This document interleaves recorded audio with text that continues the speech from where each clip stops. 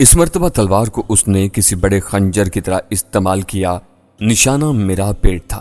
مجھے اپنی جگہ چھوڑنے میں اگر ایک ساتھ کی بھی تاخیر ہو جاتی تو زندگی کی گاڑی چھوٹ گئی ہوتی۔ تلوار کی نوک میری جیکٹ پھاڑتی ہوئی نکل گئی۔ یہ وار بچانے کی کوشش میں پہلو کے بل کانٹے دار جھاڑیوں میں گرا۔ طوفانی مکہ سہنے کے بعد سینڈو کی حالت کسی زخمی درندے کی سی ہو چکی تھی۔ اس نے پلٹ کر مجھ پر چھلانگ لگائی۔ یہ چھلانگ اس ڈائیو کی طرح تھی جو سوئمنگ پول میں لگائی جاتی ہے۔ وہ ہوا میں تیرتا ہوا مجھ پر آیا۔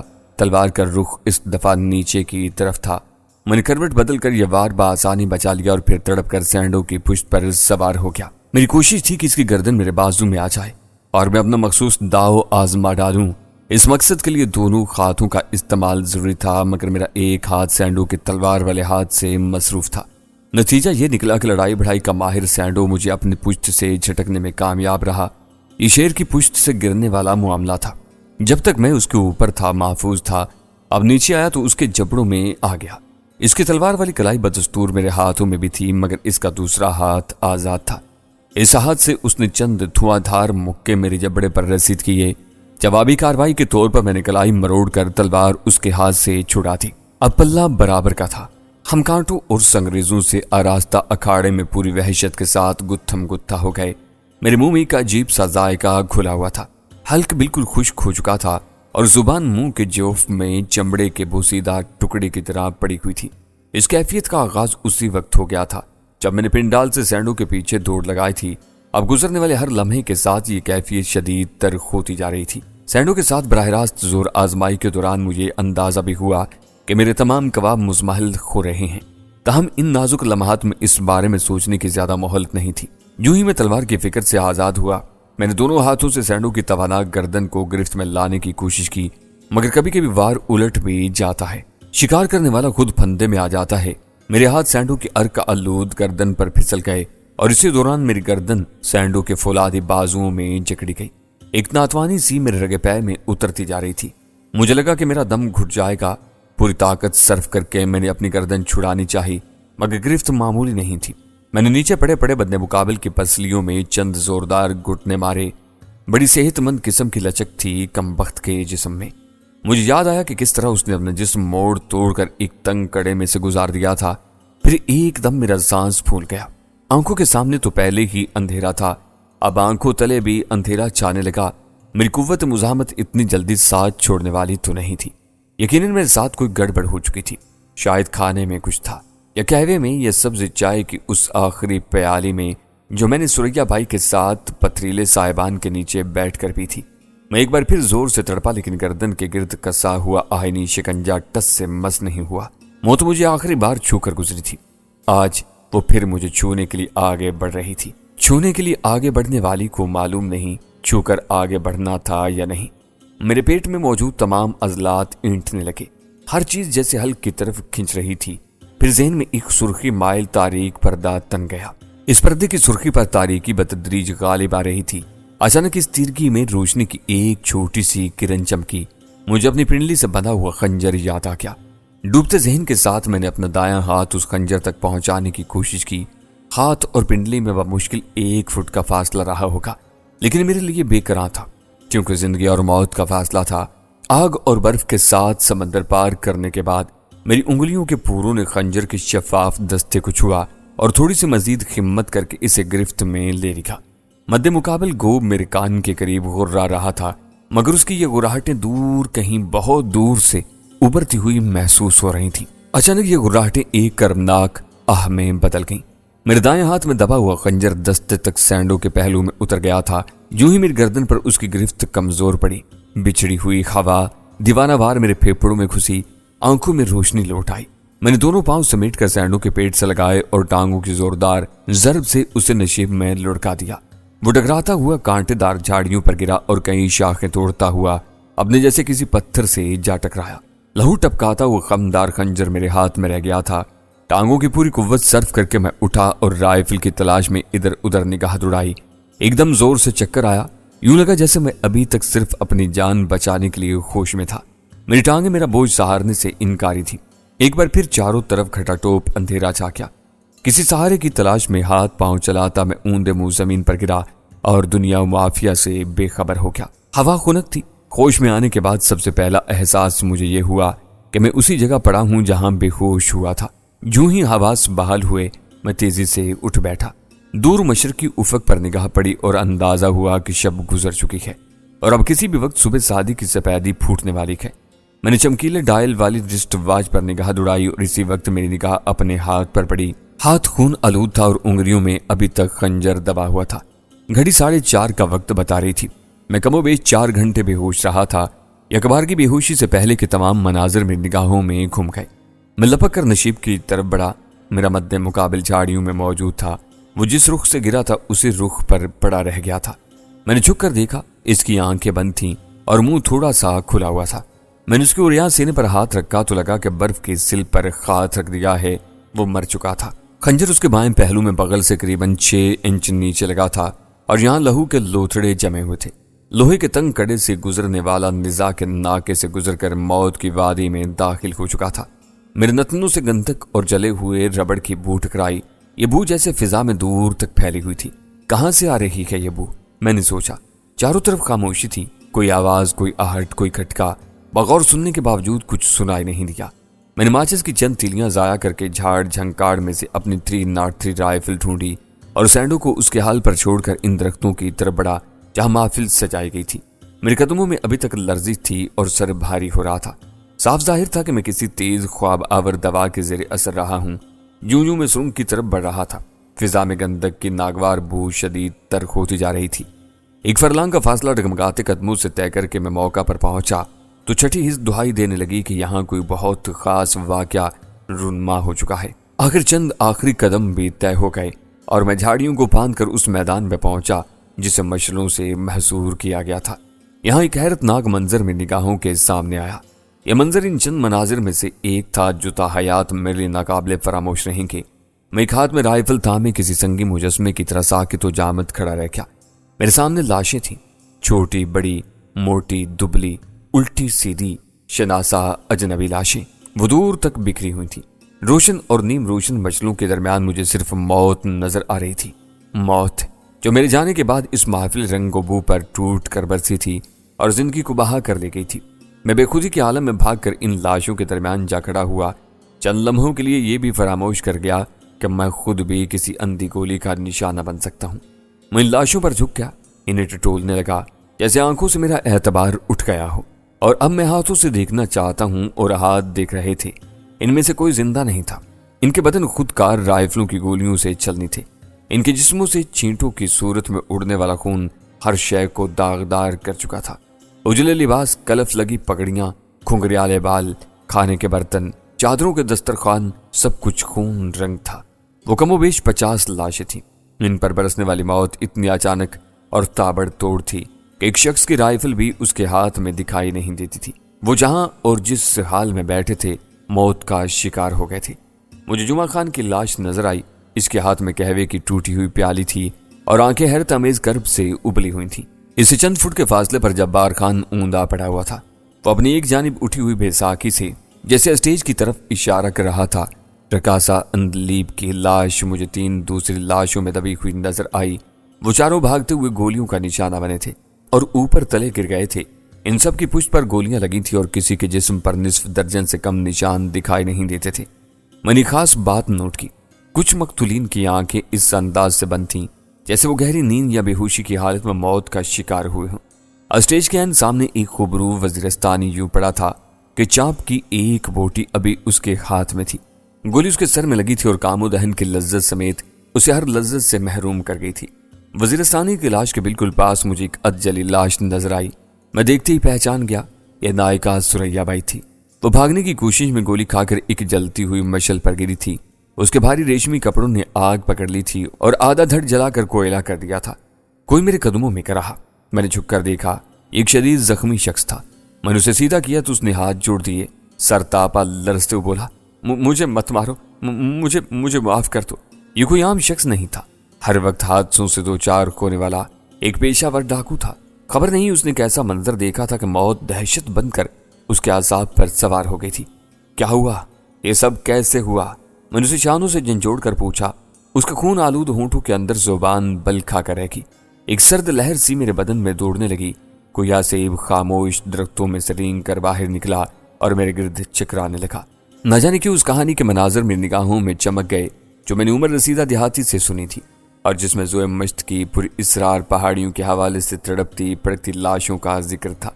رات کی سیاہی میں انگریز کپتان کی کمپنی پر نادیدہ ہاتھوں نے گولیاں چلائی تھی اور سوئی ہوئی کمپنی سوئی رہ گئی تھی. کیا یہاں آج پھر برسوں پرانی کہانی دہرائی گئی ہے؟ میں جانتا تھا کہ میری یہ سوچ غیر حقیقی اور بے بنیاد اور بے جواز ہے، لیکن پھر بھی میں سوچ رہا تھا. واقعے کی مماثلت میرے ذہن کو ہپناٹائز کر رہی تھی. لشکر خان کہاں ہے؟ میرے ذہن میں یہ سوال چیخ بن کر ابھرا. لشکر خان، لشکر خان، کبیر شاہ، میں نے پکار کر کہا. میری آواز جنگل کے سناٹے کو اتھل پتھل کر کے فضا میں گم ہو گئی. میں رائفل بدست سرنگ کے دھانے کی طرف لپکا. دھانے کے اندر مجھے ایک سازندے اور اس کے ساز کی لاش نظر آئی. دونوں کی زندگیوں کے تار ٹوٹے ہوئے تھے. سرنگ میں گندھک اور دیگر کیمیائی مادوں کی بو بہت تیز تھی. اس بو کا منبع و مرکز بڑی سرنگ میں سے پھوٹنے والی ایک ذیلی سرنگ تھی. اس سرنگ کا دھانا ایک دراڑ کی شکل میں تھا. چوڑائی قریباً 2.5 فٹ، اونچائی قریباً 5 فٹ. اس دراڑ کے سامنے ایک بڑا پتھر اس طرح رکھ دیا گیا تھا کہ کوئی اندر سے باہر نہیں آ سکتا تھا. میں نے چند گھنٹے پہلے دیکھا تھا. یہ پتھر اس دراڑ کے سامنے موجود نہیں تھا. اس پتھر کو دھکیلنے اور وہ دراڑ کے سامنے لانے کے لیے کم و بیش 20 افراد کی ضرورت تھی، اور اگر اسے کوئی اندر سے ہٹا کر دھانا کھولنا چاہتا تھا تو یہ بہت مشکل کام ہوتا. اس سیاہی مائل پتھر نے دھانے کو پوری طرح نہیں ڈھانپا تھا. دھانے کا بالائی حصہ کھلا رہ گیا تھا. اس کھلے حصے میں سے کسی انسان کا گزرنا ناممکن تھا. ہاں، دھواں یہاں سے خارج ہو سکتا تھا اور یقیناً ہوتا بھی رہا تھا. اسی دھوئیں کے سبب قرب و جوار میں گندک وغیرہ کی بو پھیلی تھی. میں نے پکار کر کہا، کوئی ہے؟ میری آواز دہانے کے بالائی خلا سے سرنگ میں گئی اور دور تک گونج گئی. اندازہ ہوتا تھا کہ یہ سرنگ شاخ در شاخ دور تک پھیلی ہوئی ہے. میری آواز کے جواب میں اندر موت کی خاموشی طاری رہی. زہریلے دھوئیں کے سبب مجھے شدید کھانسی ہونے لگی. میں نے جیکٹ کی جیب سے رومال نکال کر منہ ڈھانپا اور پنجوں پر کھڑا ہو کر بالائی خلا سے سرنگ میں جھانکا. دھوئیں کی ہلکی تہ کے سبب تھوڑی دیر کے لیے مجھے کچھ دکھائی نہیں دیا. پھر جلے ہوئے ربڑ، لکڑی اور راکھ کا چھوٹا سا ڈھیر نظر آ گیا. اسی ڈھیر کے پاس مجھے ایک لاش نظر آئی. میں نے پچھلے 5 منٹ میں بہت سی لاشیں دیکھ لی تھیں، لیکن سرنگ کے اندر پڑی ہوئی اس لاش کی دید نے مجھے سرتاپا جھنجھوڑ کر رکھ دیا. مجھے لگا جیسے موت زوئے مشت کے پاس گھاٹی ہی میں وارد نہیں ہوئی بلکہ پوری دنیا میں وارد ہو چکی ہے. سب کچھ ختم ہو گیا ہے. درختوں پر بولتے پرندے، جھرنوں میں بہتا پانی، چاند کی ٹھنڈک، سورج کی حرارت، تاروں کی چھاؤں اور اس کے ساتھ ہی انسان اور اس کی انسانیت. کچھ باقی نہیں بچا. میرے سامنے اس معصوم بچے کی لاش پڑی تھی جس نے صرف 18 دن پہلے یہیں زوئے مشت میں آنکھ کھولی تھی اور اپنے ننھے منھے سینے میں پہلی سانس بھری تھی. اگر اس نادان کو یہ معلوم ہوتا کہ سانس لینے کی عادت کتنی بری ہوتی ہے، اور اگر ایک بند سرنگ میں جہاں زہریلا دھواں بھرا ہو سانس نہ لی جا سکے تو جان پر کیا بیتتی ہے، تو وہ شاید پہلی سانس ہی نہ لیتا. کتنا کرب تھا اس کے چہرے پر. اس کا نام ہم نے بشارت رکھا تھا. آج وہ بشارت خبر بد کے ہاتھوں قتل ہو گئی تھی. کس نے قتل کیا تھا اسے اور اس کے ساتھ ان تمام لوگوں کو جو اپنے ماضی سے رخ پھیر کر مستقبل کی طرف دیکھ رہے تھے، جو ایک نئے عزم کے ساتھ ایک نئی زندگی شروع کرنے جا رہے تھے؟ اس سوال کے جواب میں میرے ذہن میں 2 ہی ناموں کی گونج تھی، عیسیٰ جان اور شنکر شکرا. میں نے ابھی صرف مقتول دیکھے تھے، دستے قاتل کی جھلک نہیں دیکھی تھی اور نہ کہیں کوئی ثبوت پایا تھا، لیکن مجھے 100% یقین تھا کہ یہ کام انہی خونخوار درندوں کا ہے جنہوں نے اپنی آسانی کے لیے انسانوں کی کھال پہن رکھی ہے. اپنی جگہ ساکت کھڑا تھا. سرنگ کے اندر اور سرنگ سے باہر میرے چاروں طرف موت بکھری ہوئی تھی. میرے ہاتھ 303 کے دستے میں پوست ہوتے چلے جا رہے تھے. اچانک کہیں پاس سے ایک لرزہ خیز نسوانی چیخ بلند ہوئی، بچاؤ، خدا کے لیے بچاؤ. میں نے چونک کر اپنی دائیں جانب دیکھا. چیخ کی آواز قریباً 50 گز کی دوری سے آئی تھی. جیسا کہ میں نے بتایا ہے، اس طویل سرنگ میں سے چھوٹی بڑی کئی سرنگیں پھوٹتی تھیں. یہ چیخ بھی کسی ایسی ہی سرنگ سے بلند ہوئی تھی. پکارنے والی کی آواز میں وہی کربناک لرزش تھی جو ذبح ہونے والی بکری کی آواز میں ہوتی ہے. دنیا جہان کی التجائیں سمٹی ہوئی تھیں اس آواز میں. میں بھاگتا ہوا آواز کی سمت بڑھا. 303 میرے ہاتھوں میں بالکل تیار حالت میں تھی. 20-30 قدم بھاگنے کے بعد مجھے اندازہ ہوا کہ جس سرنگ یا کھو سے چیخ بلند ہوئی ہے وہاں دھواں بھرا ہوا ہے. اسی وقت وہی عورت دوبارہ چیخی، خدا کے لیے بچاؤ، خدا رسول کے واسطے مجھے بچاؤ. اب اس کی آواز میں امید کا ہلکا سا جوش بھی شامل ہو گیا تھا. غالباً وہ میرے بھاگتے قدموں کی چاپ سن چکی تھی. باقی 20 قدم کا فاصلہ طے کر کے میں سرنگ کے دھانے پر پہنچا تو اندر آگ کے شعلے دکھائی دیے. یہ تنگ دھانے کی ایک خمدار سرنگ تھی، بلکہ اسے کھو کہنا زیادہ مناسب تھا کیونکہ زیادہ طویل نظر نہیں آتی تھی۔ میں نے دیکھا دھانے کے پاس ایک میلا کچیلا کنستر الٹا پڑا ہے اور اس میں سے تیل بہہ کر کھو میں اندر تک پھیل گیا ہے۔ یہ کنستر اور اس میں سے بہتا ہوا بدبودار تیل آگ پکڑ چکا تھا اور اس کے ساتھ ساتھ ڈھیر کی صورت میں پڑی ہوئی درجنوں مشلیں دھڑا دھڑ چل رہی تھیں۔ جو جو تیل پھیل رہا تھا، آگ بھی بھڑک رہی تھی۔ ایک جوان سال عورت شعلوں کے عقب سے چیخ رہی تھی اور ایک کونے میں سمٹتی چلی جا رہی تھی۔ وہ انہی داشتاؤں میں سے ایک تھی جو ڈیرے پر عیسیٰ جان کے ساتھیوں کے تصرف میں تھیں۔ شعلے ابھی اتنے بلند نہیں ہوئے تھے کہ عورت انہیں پلانگ کر باہر نہ آ سکتی، لیکن وہ پلانگنے کی ہمت نہیں کر پا رہی تھی اور یہی بات خطرناک تھی۔ چند سیکنڈ اور گزر جاتے تو پھر اس کے لیے باہر نکلنا قطعی ناممکن ہو جاتا۔ میں نے چیخ کر کہا، کیا کرتی ہو؟ چھلانگ لگاؤ، جلدی کرو۔ وہ کونے میں کچھ اور سمٹ گئی۔ اس کی حالت ایک خوفزدہ بچے کی سی تھی۔ آگ سے ہر کوئی ڈرتا ہے، لیکن بعض لوگ خصوصی طور پر آگ فوبیا کا شکار ہوتے ہیں۔ اس عورت کا مسئلہ بھی غالباً یہی تھا۔ اب وہ کچھ بول نہیں پا رہی تھی، صرف چیخ رہی تھی۔ کوئی لمحہ جاتا تھا کہ آگ اس کی قدم بوسی کرنے والی تھی۔ میں نے 2 قدم پیچھے ہٹ کر چھلانگ لگائی اور آگ کے اوپر سے گزر کر عورت کے پاس پہنچا۔ ایک بازو سے تھام کر میں نے اسے زور سے دھکیلا۔ وہ چیخی اور شعلوں کے درمیان سے گزر کر لڑکتی ہوئی دور جا گری۔ اس کے پیچھے ہی پیچھے میں بھی چھلانگ لگا کر باہر نکلا۔ اس کی قمیض کا دامن آگ پکڑ چکا تھا۔ میں نے جلدی جلدی آگ بجھائی اور اسے کھینچ کر کھو سے دور لے گیا۔ چند ہی لمحے بعد کھو میں رکھے ہوئے چند دوسرے کنستروں نے بھی آگ پکڑ لی اور اندر موجود ہر شے دھڑا دھڑ جلنے لگی۔ کھانس کھانس کر عورت کا برا حال تھا اور وہ اس حال کو مزید برا بنانے کے لیے رو بھی رہی تھی۔ اس کا نچلا ہونٹ پھٹا ہوا تھا اور خون تھوڑی سے گزر کر گریبان تک پہنچ رہا تھا۔ میں اسے سرنگوں کے اس سلسلے سے باہر لے آیا اور مجھے لشکر خان کے دوست کی حیثیت سے پہچان چکی تھی اور اب ہذیانی انداز میں کہہ رہی تھی، انہوں نے سب کو مار دیا، یہ دیکھو لاشیں، یہ دیکھو، سب کو قتل کر دیا، وہ مجھے بھی مار دیں گے، خدا کے لیے یہاں سے نکل چلو۔ وہ اردو بول رہی تھی، تاہم اس کا لہجہ پوٹوہاری تھا۔ وحشی ہرنی کی طرح اس کی نگاہیں چاروں طرف گردش کر رہی تھیں۔ میں اسے سہارا دیتا اور ڈھلوان پر لے آیا اور چند گنجان جھاڑیوں کی اوٹ میں بٹھا دیا۔ یہاں گندک آمیز دھوئیں کی بو بہت کم تھی اور وہ خونچکا مناظر بھی دکھائی نہیں دیتے تھے جو مشنوں کے دائرے میں اور دائرے سے باہر دور تک پھیلے ہوئے تھے۔ تاریکی میں اب اجالے کی جھلک نمایاں ہونے لگی تھی۔ کہیں کہیں کوئی پرندہ چہچہا اٹھتا تھا۔ باد صبا ارد گرد کے سوگوار مناظر سے بے خبر اپنی مخصوص رفتار سے محو خرام تھی۔ عورت ذرا اپنے حواس میں آئی تو میں نے پوچھا، یہ سب کیسے ہوا؟ اس کا سینہ ہچکیوں سے دہلنے لگا۔ ان ہچکیوں کے درمیان ٹوٹے پھوٹے الفاظ میں وہ بولی، مجھے کچھ پتا نہیں، میں تو سرنگ میں تھی، ایک دم گولیاں چلنے لگیں، میں نے باہر مردوں کی چیخیں سنی، ایسے لگا بہت سے لوگوں نے ایک دم حملہ کر دیا ہے۔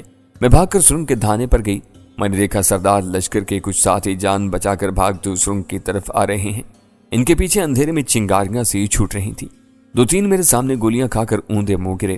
میں بھی چیختی ہوئی واپس سرنگ میں آئی اور دوڑتی ہوئی اس کھو میں گھس گئی۔ وہاں مچھلوں اور لکڑیوں کے ڈھیر کے پیچھے تھوڑی سی جگہ تھی۔ میں گھس کر بیٹھ گئی۔ پوری سرنگ چیخو پکار کی آوازوں سے گونج رہی تھی۔ اتنی فائرنگ ہو رہی تھی کہ لگتا تھا قیامت آ گئی ہے۔ تھوڑی دیر بعد میں نے سردار عیسیٰ کے دوست شنکر کی آوازیں سنی۔ وہ کسی جناور کی طرح چنگھاڑ رہا تھا اور سردار لشکر خان کو پکار رہا تھا۔ وہ سردار کو بڑی گندی گندی گالیاں دے رہا تھا اور کہہ رہا تھا کہ وہ اپنے ساتھیوں کے ساتھ سرنگ سے باہر نکلا ہے ورنہ اندر ہی مارا جائے گا۔ کچھ دیر بعد سردار عیسیٰ جان کی آواز بھی آنے لگی۔ اس نے سردار لشکر خان کو پکار کر کہا، لگتا ہے تو اپنے باپ کا نہیں کسی چوہے کا نطفہ ہے، لعنت ہے تجھ پر اور تیری زندگی پر۔ تھوڑی دیر بعد سرنگ میں گندک کی بو اور دھواں پھیلنے لگا۔ میں جہاں چھپی ہوئی تھی وہاں بھی دھواں پہنچ رہا تھا۔ میں جیسے تیسے برداشت کر کے بیٹھی رہی۔ مجھے دھانے کی طرف سے ترانہ کی چیخیں سنائی دے رہی تھیں۔ وہ زندہ بچ گئی تھی یا شاید بچا لی گئی تھی۔ اب سردار عیسیٰ اور اس کے ساتھی اسے گھسیٹتے ہوئے باہر لے جا رہے تھے۔ وہ اسے مار بھی رہے تھے۔ اس بد نصیب کی آہو بکا بڑی دردناک تھی۔ آدھ پون گھنٹے کے بعد مجھے اندازہ ہوا کہ سرنگ خالی ہے اور سرنگ کے ارد گرد بھی کوئی نہیں، وہ لوگ جا چکے تھے۔ میں باہر نکلنے کا سوچ رہی تھی جب ایک دم مجھے آگ نظر آئی۔ دراصل جب میں دوڑتی ہوئی اندر آئی تھی تو میرا پاؤں لگنے سے ایک بند کنستر الٹ گیا تھا۔ اس میں مچھروں کے لیے تیل تھا۔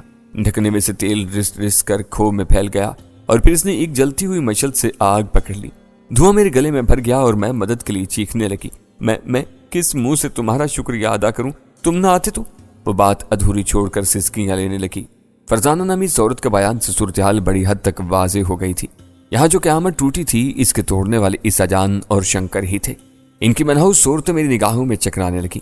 اچانک ہی مجھے احساس ہوا کہ پچھلے کئی دنوں سے میری چھٹی حص جس خونی منظر کی جھلک دکھا رہی تھی وہ یہی تھی۔ یہی ہے وہ دردناک سانیہ جس کا تصور سوتے جاگتے میرے ذہن سے چپکا ہوا تھا۔ کہیں میں کوئی خواب تو نہیں دیکھ رہا؟ میں نے سوچا کاش یہ سب کچھ ایک خواب ہی کا حصہ ہو۔ ابھی ایک جھری جھری لے کر میں آنکھ کھول دوں اور بستر پر بیٹھ کر خدا کا شکر ادا کروں کہ میں سو رہا تھا، لیکن نہیں۔ ایک ٹھوس نکیلی حقیقت تھی جو میری جاگتی آنکھوں میں گھس رہی تھی اور سینے کو چھید رہی تھی۔ نہ جانے کیوں مجھے احساس ہونے لگا کہ اتنی جانوں کے ضیاء کی کچھ نہ کچھ ذمہ داری مجھ پر بھی عائد ہوتی ہے۔ میں شنکر شکرا کے بارے میں سب کچھ جانتا تھا۔ میں جانتا تھا کہ وہ کس بلا کا نام ہے اور انتقام میں بھڑک کر یہ بلا کس عفریت کا روپ دھار سکتی ہے۔ پھر میں نے لشکر خان کو کیوں اپنے خدشات سے آگاہ نہیں کیا؟ کیوں انہیں اس بات کا یقین نہیں دلایا کہ اس اجان سے ٹکر لینے کے بعد وہ ہر گھڑی اجل کے نشانے پر ہیں؟ کیوں میں نے اس حقیقت سے چشم پوشی کی کہ شنکر جلد یا بادیر بدلہ لے گا؟ میں نے ان نادانوں کو جشن مناتے دیکھا اور خود بھی اس جشن میں شریک ہو گیا۔ بھول گیا کہ یہ جشن اس شخص کی ناکامی کا جشن ہے جس نے ناکام ہونا سیکھا ہی نہیں، جو پہلی فرصت میں اپنا بدلہ چکاتا ہے اور اپنے حریف کو عبرت کا نشان بنا دیتا ہے۔